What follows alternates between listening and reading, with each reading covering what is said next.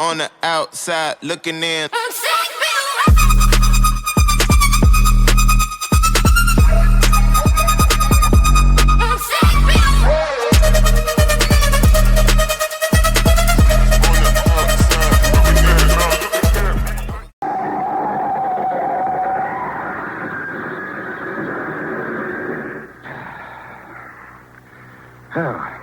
Have you ever tried to stop a speeding car with an unconscious girl flopping all over you? Well, boys, I did it. I did it. I dropped my bike right before I put it in gear to leave the house. I wasn't thinking. I left the mic cord for the GoPro in the house. So I shut the bike off. Wasn't even thinking. Just went to put it on the kickstand. Kickstand wasn't there. Bloop! Set it down real easy. No damage or nothing, just only to my fragile ego.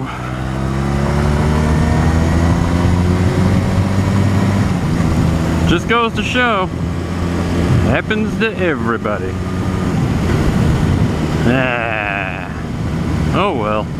Well, it's a beautiful day here in the Midwest. And we have been plagued with, I'm gonna say 75% of this summer has been nothing but rain. Every freaking day. It's been unreal. I haven't had a summer with this much rain. I can't even remember when. So you know what? The next 4 days are clear. Oh, baby. We are getting out. Which brings me to my next point. I was on our favorite cesspool of the internet, Reddit, and I was tooting around on the Rebel subreddit, and I have been seeing a lot, and a lot to me is like probably 10, 12 posts in the last month of people who own the newer Rebels. So I'm talking like 2020 and older, or newer rather, 2020 to 2025s, and there's just problems. Like they won't start. They got what sounds like valve problems. They got things going on with the front end, like weird electrical problems. And I'm thinking, what has happened to Honda? I mean, this mean machine here is a 2009, and she's got what, 4,700 miles, 4,700 miles on her. Runs like a dream.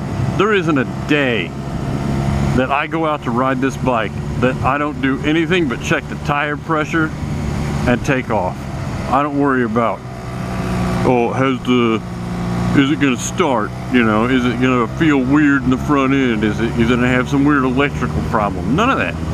It's just turn key and go, baby. It's one of the most, if not the most reliable motorcycle I've had since my 1981 Honda Champ. And that sumbitch was old as dirt. It was clapped out like you wouldn't believe. There was a kill switch to turn it off because you had to push start it to get it, you had to bump start it to get it even running. It had a major fuel leak. I think the guy who had it before me, because I originally had it, and that was the first motorcycle that I actually started riding on back in like 2000. 99 or 2000, and I ran that sucker for like 8 years, man. And when I got rid of it, I sold it to the Honda shop because it had no front brakes. The rear brake bar, you know, whatever engages the rear brake, was broken because my buddy crashed it. So it had 0 brakes.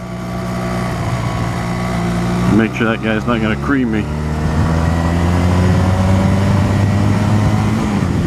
Had 0 brakes, massive fuel leak, You had to stop it with your friggin' feet like a Flintstone.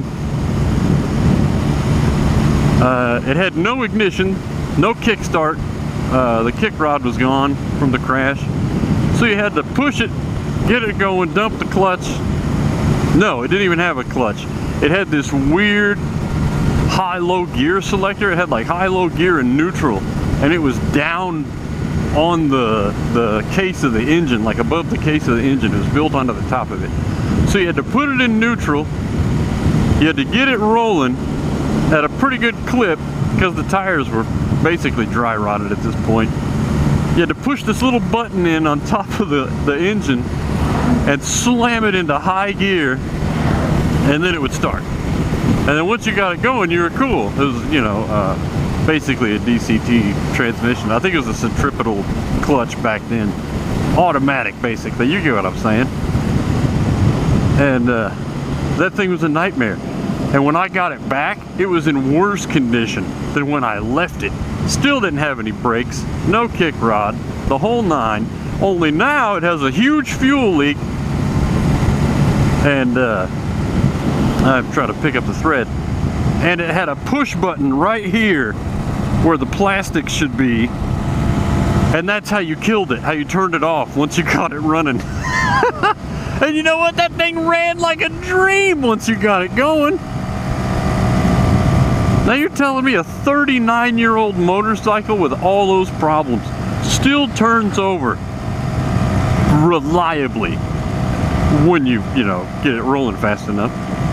And it wouldn't die on you. You could ride it wherever you wanted. I mean, gas stations were a little scary because you had to leave it running to put gas in it, but hey man, it's an old ass bike.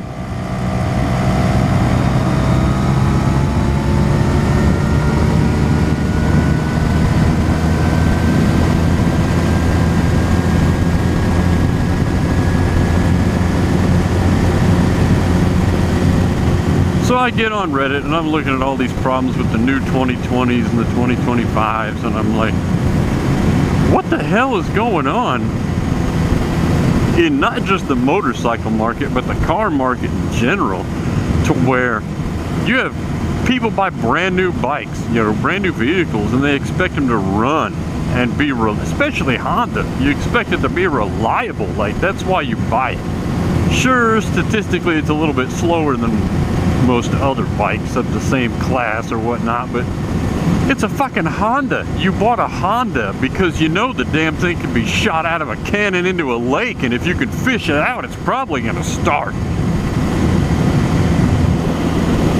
And now the new ones are just, you know, not necessarily plagued, but they got some issues, and I'm going, how is my 2009 dead simple? It's gonna run forever. All I do is change the oil on this thing, and it's gonna run forever. If my 81 has any, you know, any prophecy behind it into the future, this thing is gonna be with me for a very long time. It's probably gonna outlast me. Now watch, I'm gonna talk all this good stuff about this bike, and I'm not gonna make it home today.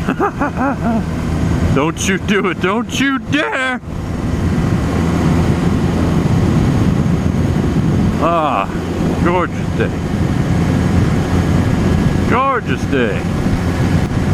So I recently sold a pair of these old motorcycle boots I had because I thought they were a little too cringy for my taste. These icons from back in the day. And this guy wanted to buy them on Facebook Marketplace, so I met up with him, and he shows up and he's like, hey, do you ever go to the Shell? And I'm like, you mean the gas station? He's like, yeah, and he told me which one it was. It's kind of closer to downtown. And I'm like, no, and I usually ride, you know, south. Why? And he says, oh man, there's like 50 of us down there every weekend, you know, we just hang out and we ride. And I said, oh man, I used to work at GameStop, and there was a Shell right by us. It's kind of like the other Shell that this big group of sport bike guys, they kind of bounce between the two gas stations as their hangouts. on the weekends. I said, yeah, me and my buddy that worked there, we used to call them the Shells Angels. And he kind of shot me kind of a dirty look, like, oh yeah, they like to think that.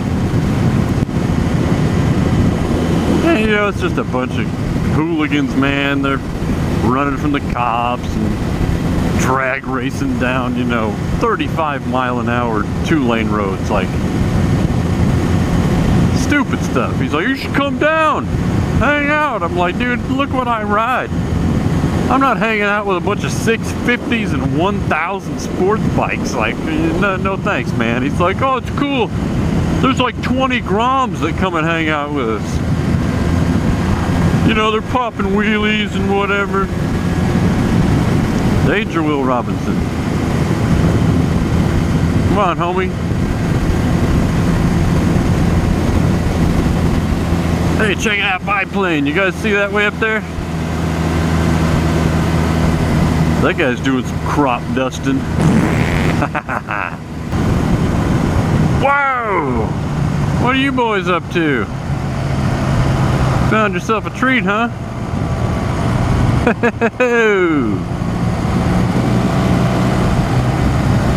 That's what you get out here in the sticks.